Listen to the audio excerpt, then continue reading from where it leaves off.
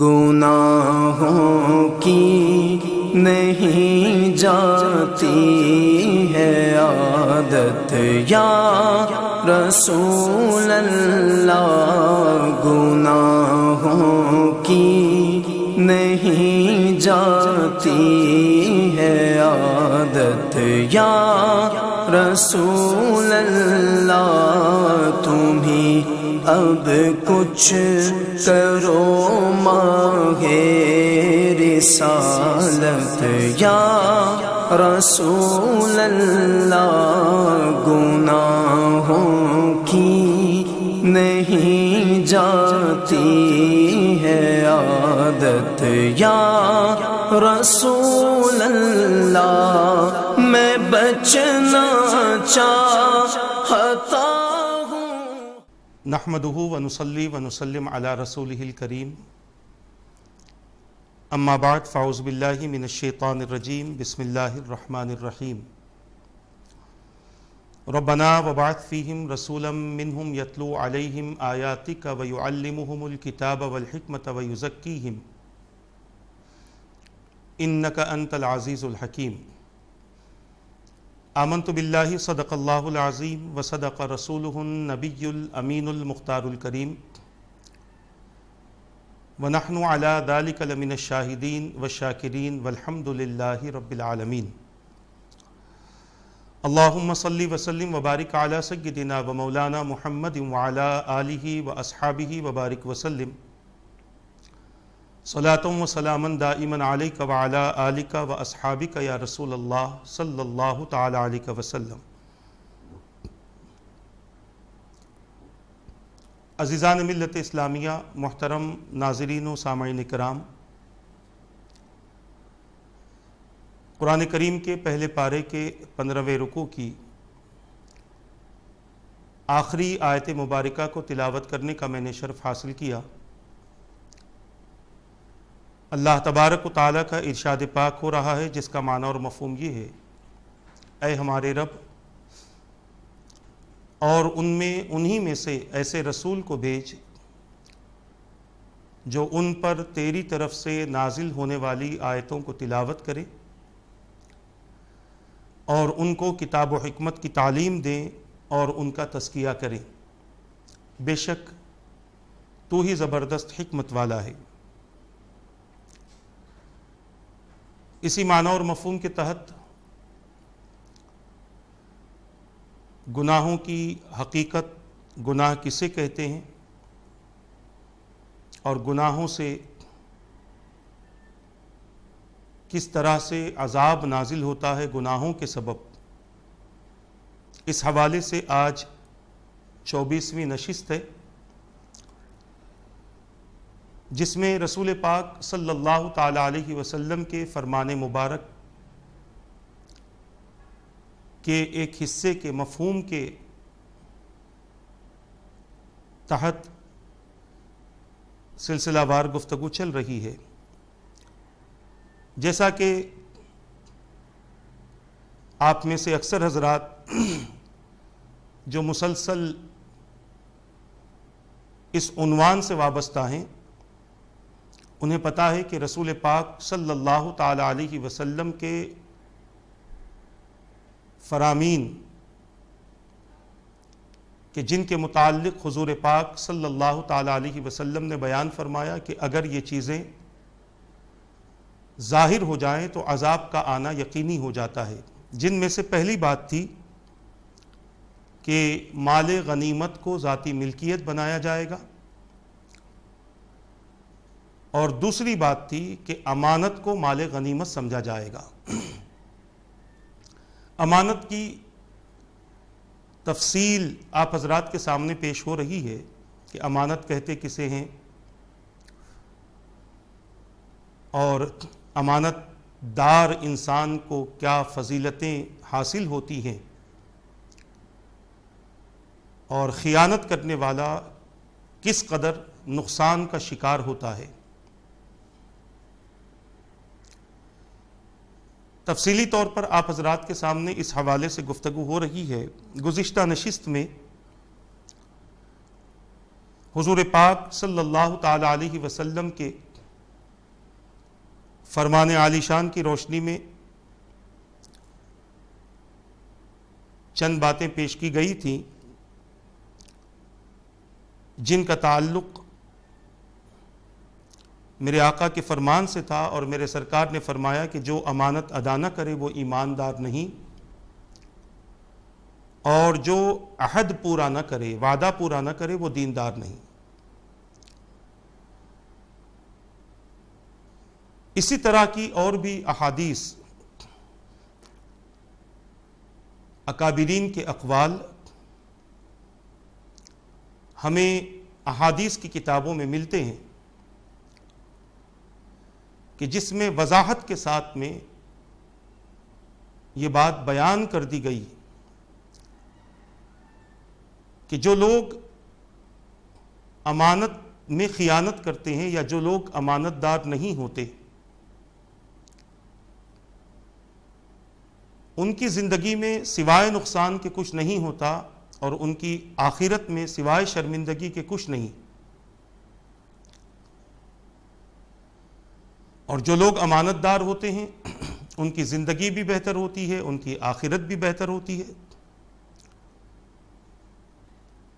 جس طریقے سے حضور پاک صلی اللہ تعالی علیہ وسلم نے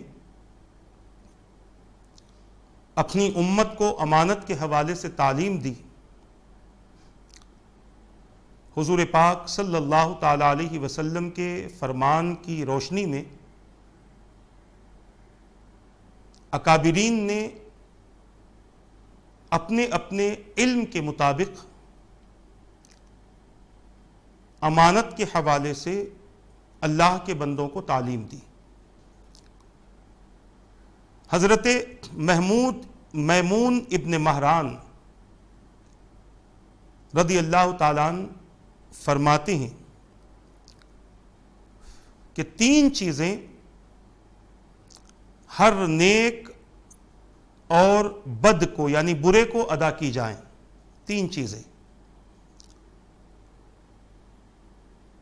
چاہے وہ نیک ہو اس کو بھی ادا کرنا یہ آپ کی ذمہ داری ہے، چاہے وہ برا ہو اس کو بھی یہ چیز ادا کرنا آپ کی ذمہ داری ہے۔ ایسا نہیں کہ نیک انسان ہے تو ہم اس کے ساتھ معاملہ اچھا رکھیں گے، اور برا انسان ہے تو ہم اس کے ساتھ معاملات اچھے نہیں رکھیں گے۔ یہ سامنے والے کی زندگی پر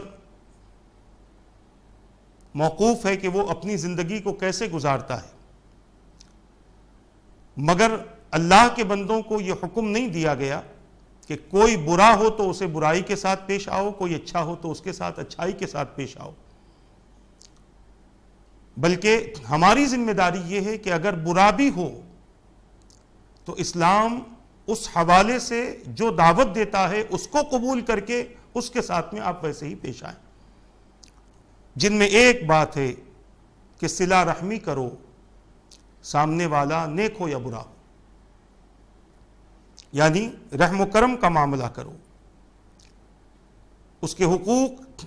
ادا کیے جائیں۔ اسی لیے آپ دیکھیں کہ حضور پاک صلی اللہ تعالی علیہ وسلم سے صحابہ نے پوچھا تھا، یا کسی صحابی نے پوچھا تھا، حدیث پاک کا مفہوم عرض کر رہا ہوں، کہ حضور میری والدہ مشرک ہیں اور ان کو معبودان باطل کی پرستش کے لیے جانا آنا پڑتا ہے، تو کیا کریں؟ تو حضور پاک صلی اللہ تعالی علیہ وسلم کا فرمان مبارک ملتا ہے کہ اسے اکیلے جانے دو یا کسی اور کے ساتھ جانے دو، جب وہ واپس آنا چاہے تو تم ساتھ میں لے کر آؤ، تاکہ اس کے اس معاملے میں جو اس نے کیا ہے تم شریک نہ ہو سکو۔ یہ صلہ رحمی ہے، اور حضور پاک صلی اللہ تعالی علیہ وسلم نے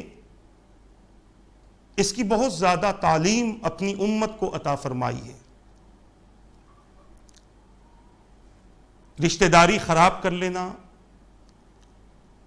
رشتہ داری توڑ دینا، رشتوں کو خراب کر لینا، چاہے وہ اپنے والدین سے ہو یا اپنے بیوی بچوں سے ہو یا اپنے قریبی رشتہ داروں سے ہو، اس کی اسلام کبھی دعوت نہیں دیتا۔ بلکہ اللہ تبارک و تعالیٰ نے ڈرایا ہے رشتوں کے معاملے میں، اور ہمیں رشتوں کو برابر ادا کرنے کی تعلیم دی گئی، قرآن کے ذریعے بھی اور احادیث کے ذریعے بھی۔ اور صرف رشتہ داری ہی پوری نہیں کرنی، بلکہ ان کے ساتھ میں صلہ رحمی کرنی ہے، ایسا برتاؤ ان کے ساتھ میں کرنا ہے کہ ہمارا ان کے ساتھ میں یہ برتاؤ کرنا ان کے لیے خوشی کا سبب بن جائے، اور ان کی پریشانیوں کا حل ہمارا یہ برتاؤ کرنا بن جائے۔ احادیث ہمیں کئی ملتی ہیں اس حوالے سے، 40 احادیث کی جو کتاب ہے اس میں بھی آپ نے پڑھا ہوگا، یاد ہوگا جنہوں نے پڑھا تھا۔ آج تو فرصت نہیں ہے پڑھنے کی، نہ ہم ہماری اولاد کو 40 حدیثیں یاد دلاتے ہیں، کیونکہ اتنا وقت ہماری اولاد کے پاس دنیاوی علم حاصل کرنے کے بعد نہیں رہتا۔ ہمارے پاس وقت تھا، ہم نے سیکھ لیا۔ اب تو صبح 7 بجے بچے جاتے ہیں اسکول کو، رات کے 5، شام کے 5 بجے، 6 بجے، 7 بجے واپس ہوتے ہیں۔ ان کو نہ عبادتوں کا وقت ہے، نہ تلاوت قرآن کا وقت ہے، نہ ذکر و اذکار کا وقت ہے، نہ تسبیح کا وقت ہے، نہ تحلیل کا وقت ہے، نہ تقدیس کا وقت ہے۔ کسی چیز کا وقت ان کے پاس میں نہیں ہے۔ اتنی مصروف ترین زندگی بڑوں کی بھی ہو چکی ہے، بچوں کی بھی ہو چکی ہے۔ بڑے تجارت اور نوکری کی وجہ سے عبادات نہیں کر پاتے، احادیث یاد نہیں کر پاتے، اور چھوٹے اسکول کی تعلیم کی وجہ سے، عورتیں گھر کے کام کی وجہ سے اللہ اور اس کے رسول کی اطاعت اور احکامات سے دور ہو چکی ہیں۔ تو میں یہ عرض کر رہا تھا، 40 حدیث کی کتابوں میں یہ حدیث پڑھی، من لا یرحم لا یرحم، جو رحم نہیں کرتا اس پر رحم نہیں کیا جاتا۔ جو رحم نہیں کرتا، چاہے یہ باپ ہو کہ اپنی اولاد پر رحم نہ کرے، تو پھر وہ بھی اللہ کی رحمت سے اپنے لیے امید نہ رکھے۔ شوہر بیوی کے ساتھ رحم و کرم کا برتاؤ نہ کرے، بیوی شوہر کے ساتھ میں رحم کا معاملہ نہ کرے۔ اب شوہر کا بیوی پر رحم کرنا یہ ہے کہ اس کی ضرورت پوری کرے، اور بیوی کا شوہر پر رحم کرنا یہ ہے کہ اس کی جو غذا ہے، اس کے جو کھانے ہیں اور اس کے جو معاملات ہیں، اس کو صحیح طور پر وہ ادا کر دے۔ یہ صلہ رحمی ہے آپس کی، اور جب تک یہ باقی رہتی ہے تو اللہ تبارک و تعالیٰ کی رحمتیں بھی ان بندوں کے ساتھ ہوتی ہیں جو کسی اور پر رحم کرتا ہے۔ راستہ چل رہے ہیں، کوئی مجبور انسان ہے، اس کو کوئی چیز کی ضرورت ہے، کوئی معذور انسان ہے، اسے کوئی چیز کی ضرورت ہے، کوئی نابینا انسان ہے، وہ راستہ پار کرنا چاہتا ہے، راستے میں کوئی تکلیف دہ چیز پڑی ہوئی ہے، آپ اسے ہٹا کر لوگوں کے ساتھ میں رحم و کرم کریں تاکہ کسی کا پیر اس پر نہ پڑ جائے اور پھر اسے اس چیز سے تکلیف نہ ہو۔ رحم و کرم کا معاملہ بڑا وسیع ہے، اور اس حدیث پاک میں ہم سے کہا گیا کہ جو رحم نہیں کرتا اس پر رحم نہیں کیا جاتا۔ تو اللہ کی رحمت سے اور خاص رحمت سے وہ امید رکھے جو اللہ کے بندوں کے ساتھ رحم و کرم کا برتاؤ کرتا ہے، اور جو نہیں کرتا پھر اس کی زندگی مایوسی والی ہی زندگی ہے۔ اور پھر ایک موقع پر میرے آقا صلی اللہ تعالی علیہ وسلم نے ارشاد فرمایا، ارحموا من فی الارض یرحمکم من فی السماء، کہ تم زمین والوں پر رحم کرو، تم پر وہ رحم کرے گا جو آسمانوں میں ہے، اللہ تم پر رحم فرمائے گا۔ اور رحم کرنے والا، بڑی ذمہ داری کے ساتھ عرض کر رہا ہوں، رحم کرنے والا اگر گناہگار ہو، بڑے سے بڑا گناہگار ہو، اور اس نے اللہ کی مخلوق پر اللہ کی محبت میں رحم کر دیا، تو ممکن ہے کہ اس کے وہ گناہ اللہ تعالیٰ اپنے فضل سے معاف فرما دے۔ اور جو رحم کرنے کی طاقت رکھتا ہو اور بہت بڑا زاہد، بہت بڑا پارسا ہے، اس کے باوجود وہ اللہ کی مخلوق پر رحم نہیں کرتا، تو ممکن ہے کہ اس کا یہ عمل اس کی ساری نیکیوں کی بربادی اور ضائع ہونے کا سبب بن جائے۔ یہ صرف محاورے اور جملے استعمال نہیں کر رہا، اب جو بات میں اس حوالے سے پیش کرنا چاہتا ہوں اسے بغور سماعت فرمائیں کہ رحم کرنے کا فائدہ کیا ہوتا ہے اور رحم نہ کرنے کا نقصان کیا ہوتا ہے۔ اللہ کے رسول صلی اللہ تعالی علیہ وسلم نے حدیث مبارک میں بنی اسرائیل کی 2 عورتوں کا ذکر فرمایا۔ حدیث پاک کا مفہوم میں عرض کروں گا آپ کے سامنے۔ میرے آقا صلی اللہ تعالی علیہ وسلم نے ارشاد فرمایا کہ بنی اسرائیل میں ایک عورت تھی جو فاحشہ تھی، جس کے گناہ مشہور تھے اور لوگ جانتے تھے کہ یہ عورت فاحشہ ہے۔ وہ اپنے عمل سے اپنی زندگی کی ضرورتوں کو پورا کرتی تھی، اپنی بدعمالیوں سے، ناچ گانا، غلط حرکت کرنا، ان سب چیزوں کے ذریعے وہ پیسہ کماتی تھی اور اپنی زندگی کی ضرورتیں اس سے وہ پوری کر لیا کرتی تھی۔ ایک مرتبہ وہ عورت اپنے گھر سے نکلی، راستے سے جا رہی تھی کہ اچانک اس کی نظر ایک کتے پر پڑی۔ کتے کو اس عورت نے دیکھا کہ وہ اپنی زبان کو بار بار باہر نکال رہا ہے، اور وہ کتا کنویں کے پاس میں کھڑا تھا اور کنویں میں جھانک رہا تھا اور پھر اپنا سر ہٹا کر اپنی زبان بار بار باہر نکال رہا ہے۔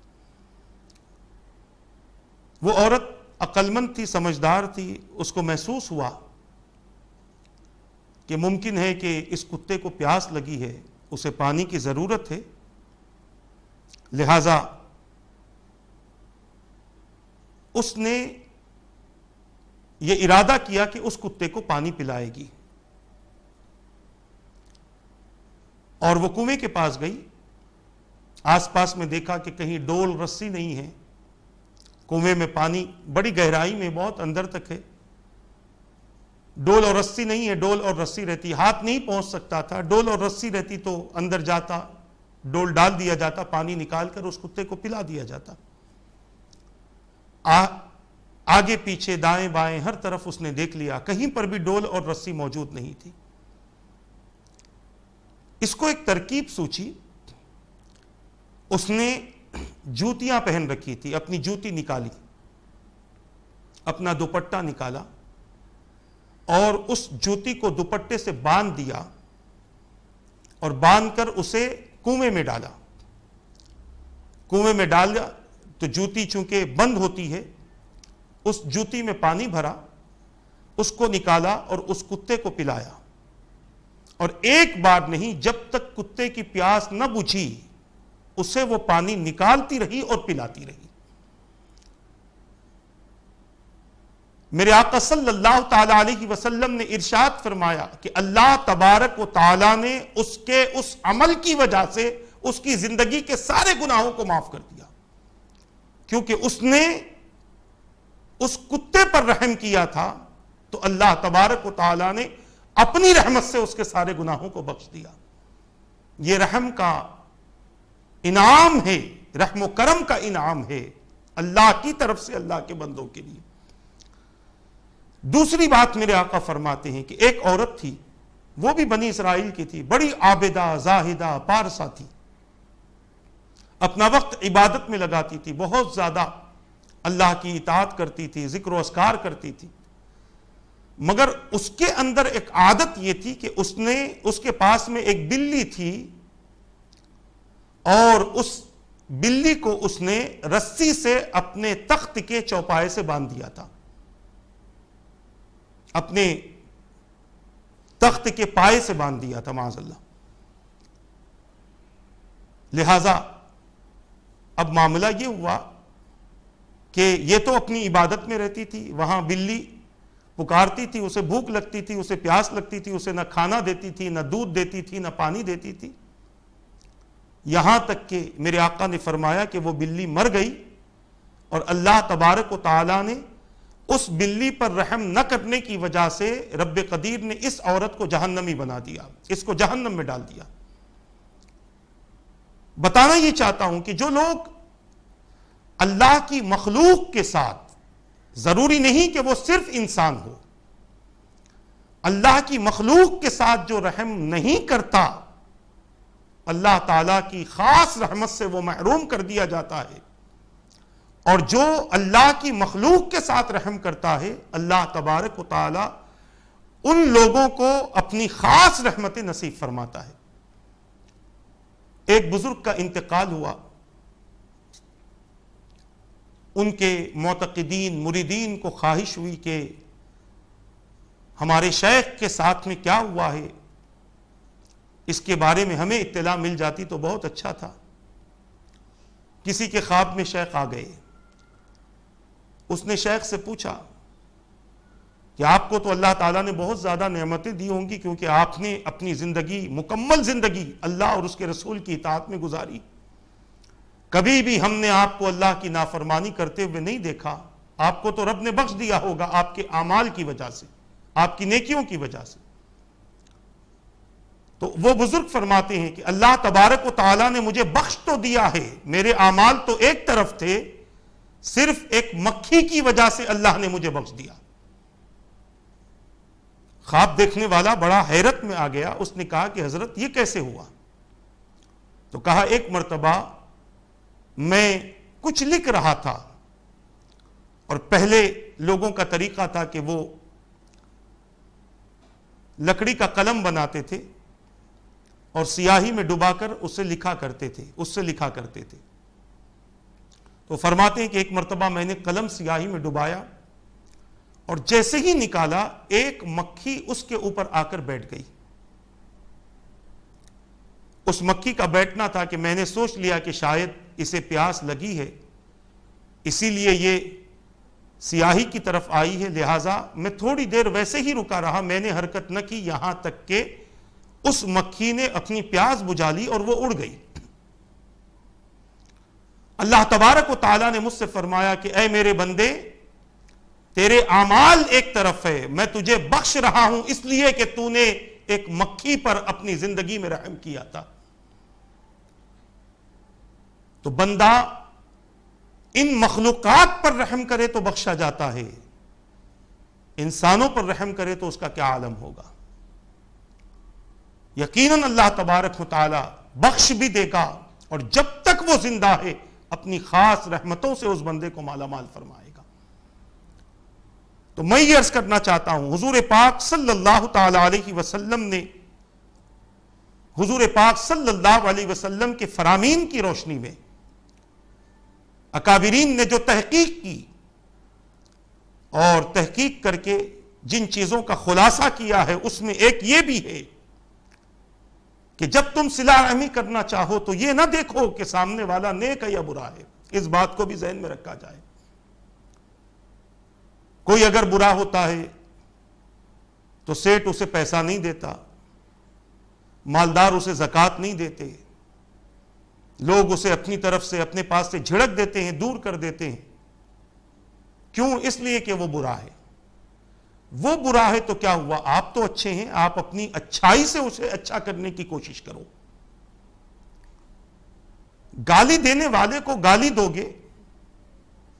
تو اس سے تعلیمات کو فروغ نہیں ملے گا، بلکہ اس سے بے حیائی بڑھے گی اور بد کرداری بڑھے گی۔ کوئی اگر برا ہو تو آپ اس کے لیے برے نہ بنیں، آپ اس کے لیے اچھے بنیں، تاکہ اس برے کا اثر آپ پر، اس برے پر آپ کی زندگی کا اور آپ کے اقوال کا اثر پڑے اور اس کی زندگی بھی تبدیل ہو جائے۔ حضور پاک صلی اللہ تعالی علیہ وسلم نے اپنی پوری حیات طیبہ میں یہی تو کیا ہے۔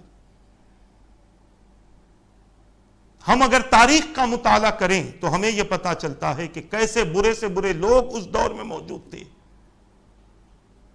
کیا کیا نیتیں ان کی تھی، کیا کیا سوچ ان کے تھے، کیا کیا اعمال ان کے تھے، کس قدر جہالت کے اندھیرے میں وہ چل رہے تھے اور کس قدر شرک کے سمندر میں وہ ڈوبے ہوئے تھے۔ بات بات پر پتھر اٹھا لیتے تھے، بات بات پر حضور کو گالی دیا کرتے تھے، بات بات پر حضور کو برا بھلا کہا کرتے تھے، مگر اس کے باوجود رسول پاک صلی اللہ تعالی علیہ وسلم نے ان کے کسی ظلم کا بدلہ ظلم سے نہیں دیا، بلکہ ان کے ظلم کا بدلہ کبھی میرے آقا نے دعاؤں سے دیا ہے، کبھی صبر سے دیا ہے۔ اور یہی وجہ تو رہی کہ فتح مکہ کے موقع پر ہزاروں کی تعداد میں لوگ داخل اسلام ہونے لگے۔ اذا جاء نصر اللہ والفتح ورأیت الناس يدخلون فی دین اللہ افواجا۔ اللہ تبارک و تعالی اس کیفیت کو قرآن میں بیان فرماتا ہے کہ اللہ کی مدد آ گئی اور فتح ہو گئی، اور آپ دیکھ رہے ہیں لوگوں کو کہ دین میں، اللہ کے دین میں فوج در فوج داخل ہو رہے۔ یہ رحم و کرم کا نتیجہ تو تھا۔ حضور نے یہ نہیں دیکھا کہ سامنے والا کون ہے، حضور نے اپنا عمل پیش کیا،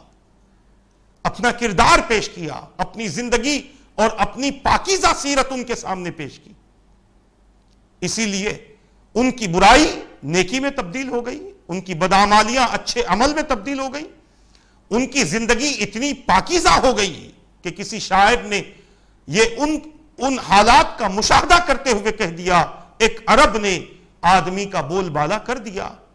خاک کے ذروں کو ہم دوشے سریا کر دیا، خود نتے راہ پر اوروں کے ہادی بن گئے، کیا نظر تھی جس نے مردوں کو مسیحا کر دیا۔ جو نہ تھے خود راہ پر اوروں کے ہادی بن گئے، کیا نظر تھی جس نے مردوں کو مسیحا کر دیا۔ یہ دین صرف مردوں کی تبدیلی کا ذریعہ نہ بنا، بلکہ اس دین نے عورت کو بھی پاکیزہ بنا دیا اور مقام صحابیت عطا کر دیا۔ حضور کے نیک اور پاکیزہ سیرت کا اثر ان لوگوں پر پڑا جو عورتیں اسلام لانے سے پہلے بے حیا بن کر گھومتی تھیں، اسلام لانے کے بعد ان عورتوں کے چہروں تک کسی کو نہیں دیکھا، ان عورتوں کا چہرہ تک کسی کو نظر نہیں آیا، اتنی پاکیزہ اور اتنا پیارا ماحول ان کا بن گیا۔ کوئی اگر برا ہو، آپ کے بھائیوں میں کوئی برا ہو، آپ کے رشتہ داروں میں کوئی برا ہو، تو آپ ان کے ساتھ برے نہ بنو، آپ اچھے رہو، آپ اچھائی کے ساتھ ان کے ساتھ پیش آؤ۔ انشاءاللہ تبارک و تعالی آپ کا یہ عمل ان کی زندگی کی تبدیلی کا سبب بنے گا۔ اور ایسے ہی ہمارے اکابرین کیا کرتے تھے۔ آپ پڑھ لیجئے تاریخ، صحابہ کی زندگی سے لے کے آج تک جتنے لوگ اسلام کو پاکیزہ اور سچا مذہب سمجھ کر اسلام میں داخل ہو رہے ہیں، ان سے پوچھو کہ کس وجہ سے وہ اسلام کو پسند کرتے ہیں، تو وہ یہی بتائیں گے کہ اسلام میں پاکیزہ تعلیم ہے، اسلام میں اچھی تعلیم ہے، اس تعلیم کی وجہ سے ہم کنورٹ ہو رہے ہیں اور اسلام میں داخل ہو رہے ہیں۔ اگر کسی کو برا سمجھ کر آپ اس کے ساتھ اچھائی نہ کرو تو بتاؤ آپ کا اسلام اس تک پہنچے گا؟ آپ کا دین اس تک پہنچے گا؟ آپ کا قرآن اور قرآن کے احکامات اس تک پہنچیں گے؟ آج یہی چیز ہے جس نے لوگوں کو مجبور کر دیا ہے کہ وہ اسلام کو برا کہیں۔ مرد تو مرد ہیں، عورتیں بھی آج اسلام کو برا کہہ رہی ہیں۔ دیکھ لیجئے واٹس ایپ پر، فیس بک پر کیا چل رہا ہے ابھی۔ ایک عورت لوگوں کے سامنے کھڑے ہو کر آج اسلام کو برا بلا کہہ رہی ہے، حالانکہ اسلام ویسا نہیں ہے جیسا وہ سمجھتی ہے۔ اسلام کی دوسری تصویر ہم نے لوگوں کے سامنے پیش کی ہے، مجبوراً اسے اسلام کے خلاف بولنا پڑ رہا ہے۔ ہمارے اعمال ہیں، ہماری غلطیاں ہیں جو لوگوں کو اکساتی ہیں کہ وہ اسلام کے خلاف بولے، ورنہ اسلام کبھی بھی کسی مارنے والے کو مارنے کی تعلیم نہیں دیتا۔ قرآن پڑھو، آپ پتہ چلے گا۔ قرآن میں اللہ تبارک و تعالیٰ نے فرمایا وَكَتَبْنَا عَلَيْهِمْ فِيهَا أَنَّ النَّفْسَ بِالنَّفْسِ وَالْعَيْنَ بِالْعَيْنِ وَالْأَنْفَ بِالْأَنْفِ وَالْأُذُنَ بِالْأُذُنِ وَالسِّنَّ بِالسِّنِّ وَالْجُرُوحَ قِصَاص۔ قرآن نے قصاص کی تعلیم دی۔ کیا فرمایا قصاص میں؟ کہ جان کے بدلے جان، آنکھ کے بدلے آنکھ، ناک کے بدلے ناک، کان کے بدلے کان، دانت کے بدلے دانت، تمہارا جو توڑا ہے تم اس کو وہ توڑ دو، یہ قصاص ہے۔ اور پھر آگے فرمایا فمن تصدق بہ فہو کفارۃ اللہ. اور جو اس معاملے میں آیت مبارکہ کا معنی اور مفہوم عرض کر رہا ہوں، جو اس معاملے میں نیکی اختیار کر لی یعنی معاف کر دے، تو یہ معافی اس کے لیے بہت بڑی بات ہوگی. حضور نے معافی تو کیا ہے، اور یہ حضور کا معاف کرنا، جبکہ صحابہ کہتے ہیں کہ ہر ایک کو اس کے رشتہ دار حوالے کر دیے جائیں تاکہ وہ اپنے ظلم کا بدلہ لے. میرے آقا نے اعلان فرما دیا کہ آج کا دن معافی کا دن ہے، اور اس معافی کا اثر دیکھ لیا کہ فوج در فوج لوگ اسلام میں داخل ہوتے چلے گئے. یہ میرے آقا صلی اللہ تعالی علیہ وسلم کے رحم و کرم کا ایک حصہ ہے جو میں نے حضور کی سیرت کے حوالے سے مختصر طور پر آپ کے سامنے پیش کیا ہے. تو جب رحم کی بات آئے، کوئی آپ کے پاس مانگنے کے لیے آ جائے تو یہ نہ دیکھو کہ یہ اچھا ہے یا برا ہے. اس کی ضرورت اگر آپ محسوس کرتے ہیں تو آپ اس کی ضرورت کو پورا کر دو. فیصلے کرنا کسی کی نیکی اور کسی کی برائی کے، یہ اللہ کی ذمہ داری ہے اور یہ اللہ کا کام ہے. وہ قدرت دیکھ لے گی کس کے ساتھ میں کیا کرنا ہے. آپ کسی کے لیے کوئی فیصلہ نہ کرو. پتہ نہیں ہم جسے برا سمجھتے ہیں اللہ کے یہاں اس کا کیا مقام ہے، اور پتہ نہیں ہم جسے اچھا سمجھتے ہیں اس کے اعمال کی وجہ سے اللہ کے یہاں اس کا کیا مقام. ہم تو ظاہر کو دیکھ کر فیصلے کرتے ہیں نا، نیتوں کو تو خدا دیکھتا ہے. نیتوں سے فرشتے بھی واقف نہیں ہوتے. نیتوں کو خدا دیکھتا ہے، اور نیتوں کا علم اللہ کے پاس ہے. واللہ خبیر بما تعملون، اسی لیے تو کہا گیا کہ اللہ باخبر ہے جو تم کرتے ہو. دلوں میں اٹھنے والے وسوسات سے وہ واقف ہے کہ تم کیا چاہتے ہو، کیا کر رہے ہو. کسی کے لیے اچھے اور برے کا فیصلہ ہم نہ کریں. ہاں یہ اور بات ہے کہ انسان بہت ہی زیادہ برا ہے تو اس کے ظاہر کو دیکھ کر فتویٰ تو لگایا جا سکتا ہے، مگر ہم اس کے برے ہونے کی وجہ سے ہم مکمل طور پر اس کا بائیکاٹ نہ کریں، بلکہ اس کو سدھارنے کی کوشش کریں اگر ہمارے پاس میں اس کے سدھارنے کا علم ہے. اور اگر نہیں ہے تو اس سے دوری اختیار کر لیں. اس سے دوری اختیار کر لیں کہ کہیں ایسا نہ ہو کہ اس کی برائی کا اثر ہمارے پاس میں پیدا ہو اور ہم بھی برے ماحول سے وابستہ ہو جائیں.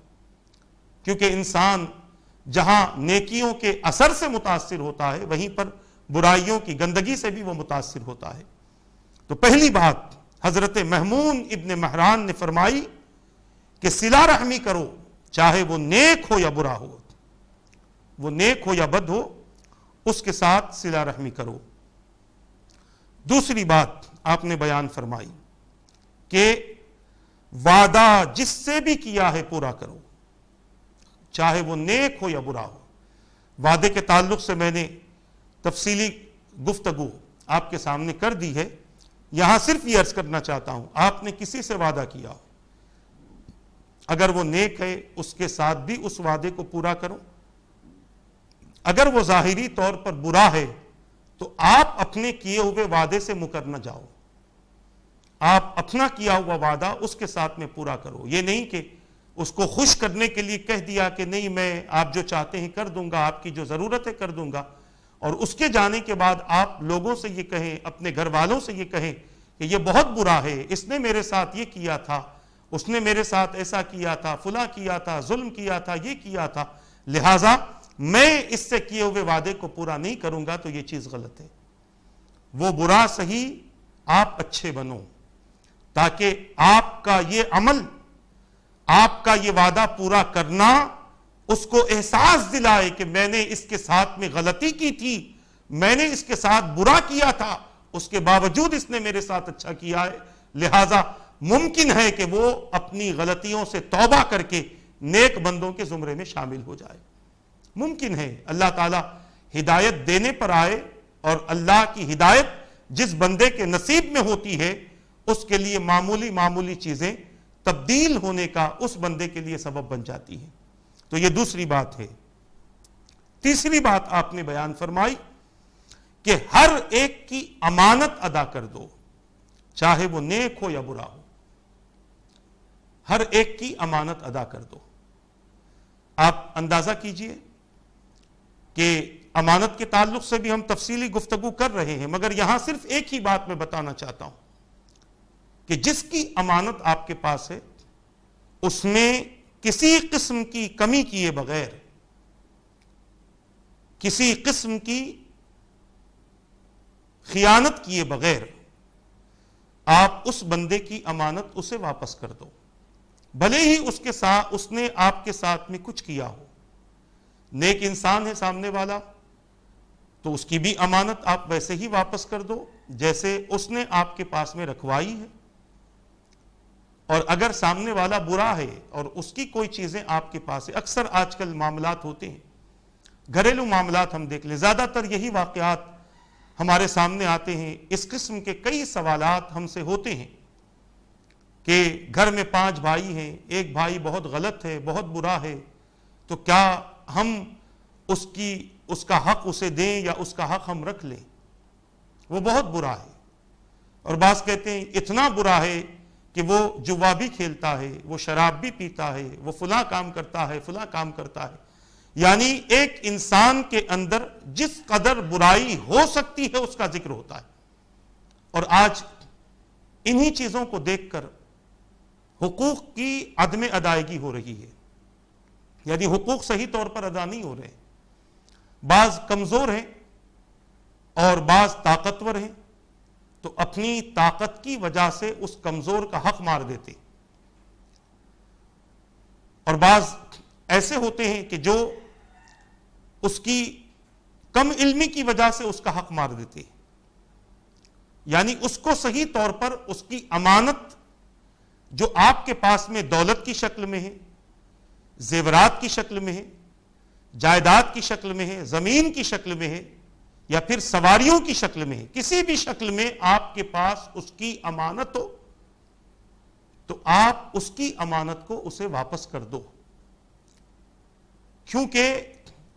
اس کا ہمیں بہت زیادہ حکم دیا گیا ہے،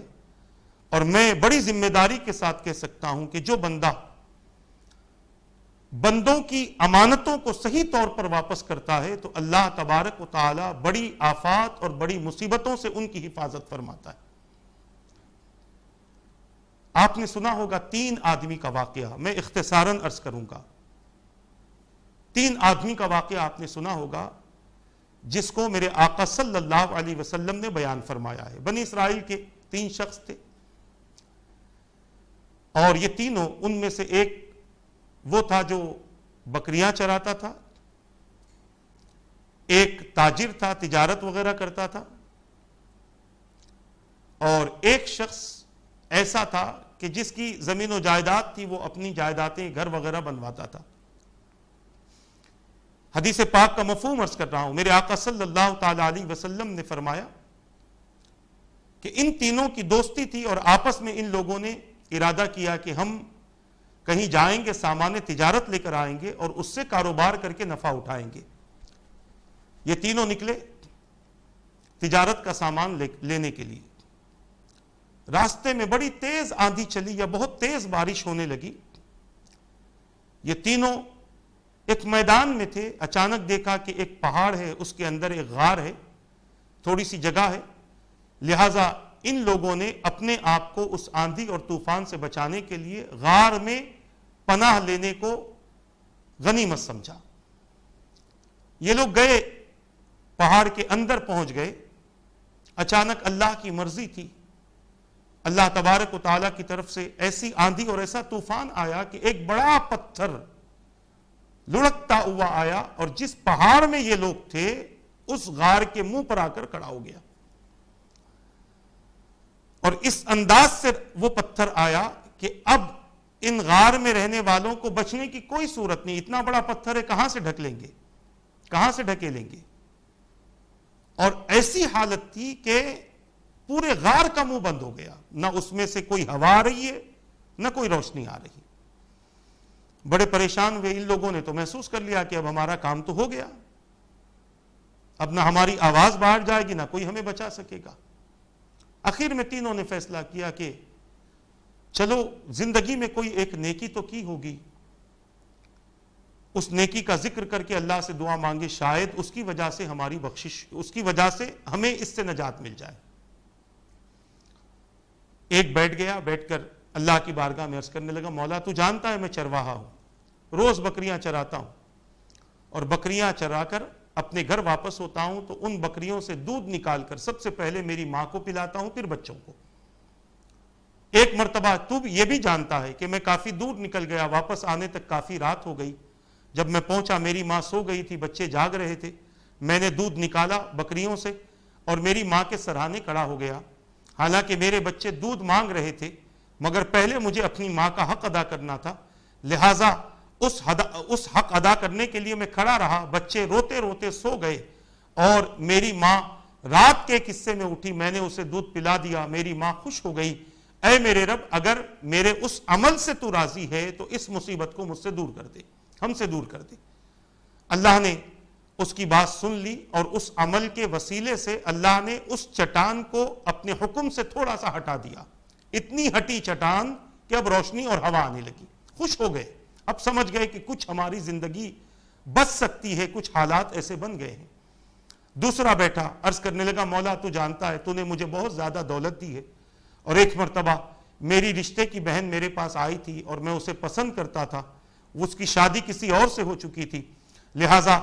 کچھ ضرورت اسے تھی، میرے پاس آئی، میں نے اس سے کہا میری ضرورت کو پوری کر دے، جتنا چاہے میں تجھے دے دوں گا، اس نے منع کیا، انکار کیا، وہ چلی گئی، پھر کچھ وقت کے بعد آئی اور آ کر اس نے کہا کہ مجھے دولت کی ضرورت ہے، بچے بھوکے ہیں، کچھ انتظام کر دے، پھر میں نے اس سے وہی کہا، آخر کار وہ تیار ہو گئی، میں بڑا خوش ہوا، کمرے میں لے گیا، اور پھر میں اپنی خواہش پوری کرنا چاہتا ہی تھا کہ اچانک میں نے دیکھا کہ اس کے جسم پر خوف طاری ہے، کپ کپا رہی ہے، میں نے اس سے پوچھا یہاں تو کوئی نہیں دیکھ رہا، کس سے ڈر رہی ہے؟ اس نے کہا کوئی نہیں دیکھ رہا تو کیا ہوا، خدا تو دیکھ رہا ہے، رب تو دیکھ رہا ہے، لہٰذا اس کی اس بات نے مجھ پر ایسا اثر کیا کہ میرے اندر بھی خوف پیدا ہوا، مولا تیری وجہ سے میں نے اس گناہ کو چھوڑ دیا، بہن کی ضرورت بھی پوری کر دی، اے میرے رب اگر وہ عمل قبول ہے تو اس کے وسیلے سے اس مصیبت کو ہم سے دور فرما۔ آقا فرماتے ہیں کہ تھوڑا سا وہ پہاڑ اور ہٹا، چٹان اور ہٹی، اتنا ہٹ گئی کہ اب انہیں اور زیادہ امید بن گئی کہ اب ہمارا نکلنا آسان ہو جائے گا۔ تیسرا شخص بیٹھتا ہے، اللہ کی بارگاہ میں عرض کرتا ہے، مولا تو جانتا ہے کہ ایک مرتبہ میں مکان بنوا رہا تھا، ایک مزدور مکان بنانے کے لیے آیا اور مزدوری کرتا رہا، یہاں تک کہ جب مکان بن گیا اور اس کے اجرت دینے کی بات آئی، اس کا پیسہ دینے کی بات آئی، تو میں نے وہ پیسہ دینا چاہا، مگر وہ مزدور کسی سبب چلا گیا، اور کافی دنوں بعد جب وہ واپس آیا اور اس نے مجھ سے پوچھا کہ میں نے تیرا مکان بنایا تھا، اس کی اجرت لینے کے لیے آیا ہوں، تو میں نے اس کو ہزارہ بکریاں، ہزارہ جانور، ہزارہ مرغیاں اور بہت ساری چیزیں میں نے اسے اس کے حوالے کی، لہٰذا وہ بڑا پریشان ہوا، تو اس نے پوچھا یہ کیسے ہوا؟ تو اس نے کہا کہ میں نے تمہارے پیسوں کو کاروبار میں استعمال کیا تھا، اور یہ کاروبار اتنا بڑھتا رہا کہ آج اتنی ساری چیزیں ہو گئی ہیں، یہ سب کچھ تمہارا ہے، اے میرے پروردگار میں نے اس کے معاملے میں امانت دی، امانت کے ساتھ میں نے اس کے ساتھ یہ عمل کیا تھا، اے رب قدیر اگر میری وہ نیکی تیری بارگاہ میں قبول ہے تو مولا اس چٹان کو ہٹا دے۔ اللہ نے ان کی نیکی بھی قبول کی، اور پھر چٹان اتنی ہٹی کہ یہ تینوں کے نکلنے کا راستہ ہو گیا۔ آپ اندازہ کیجئے امانت کے ادا کرنے کا کتنا بڑا فائدہ ہے کہ جب بندہ امانت صحیح طور پر ادا کرتا ہے تو اللہ تعالیٰ اس کی دعا کو رد نہیں فرماتا۔ اور اس واقعے سے یہ بھی پتا چلا کہ نیک عمل کا وسیلہ دے کر رب کی بارگاہ میں دعا کرو تو قبول ہوتی ہے، جب عمل کا وسیلے سے دعا قبول ہوتی ہے تو نبی کے وسیلے سے بھی دعا قبول ہوتی ہے، حضور کے وسیلے سے اور نیک بندوں کے وسیلے سے بھی دعا قبول ہوتی ہے۔ یہ ہمارا موضوع نہیں ہے، مگر ایک اشارتاً گفتگو آئی ہے تو اشارتاً میں نے ایک بات آپ حضرات کے سامنے کر دی ہے۔ تو میں یہ عرض کرنا چاہتا ہوں کہ بندے کو چاہیے کہ وہ صلہ رحمی بھی کرتا رہے، بندے کو چاہیے کہ وہ اپنے وعدے بھی پورا کرتا رہے، اور بندے کو چاہیے کہ وہ امانتیں بھی جیسی امانت اسے ملی ہے امانت داری کے ساتھ ان امانتوں کو واپس کر دے، یہ نہ دیکھے کہ سامنے والا نیک ہے یا برا ہے، ہم اپنی اچھائی کو پیش کریں، ہماری اچھائی کا اثر اس کے اندر ہوا تو انشاءاللہ وہ بھی اچھا بنے گا. اور بھی اس حوالے سے آپ حضرات کے سامنے گفتگو چلتی رہے گی. اللہ تبارک و تعالیٰ سے دعا ہے رب قدیر جو کچھ کہا گیا کہنے میں غلطی ہو تو اپنے حبیب کے صدقے معاف فرما دے. ان باتوں پر مجھے اور ان سب کو عمل کرنے اور ان باتوں کو دوسروں تک پہنچانے کی توفیق عطا فرما برحمتک یا ارحم الراحمین. وما علینا الا البلاغ. السلام علیکم ورحمۃ اللہ وبرکاتہ.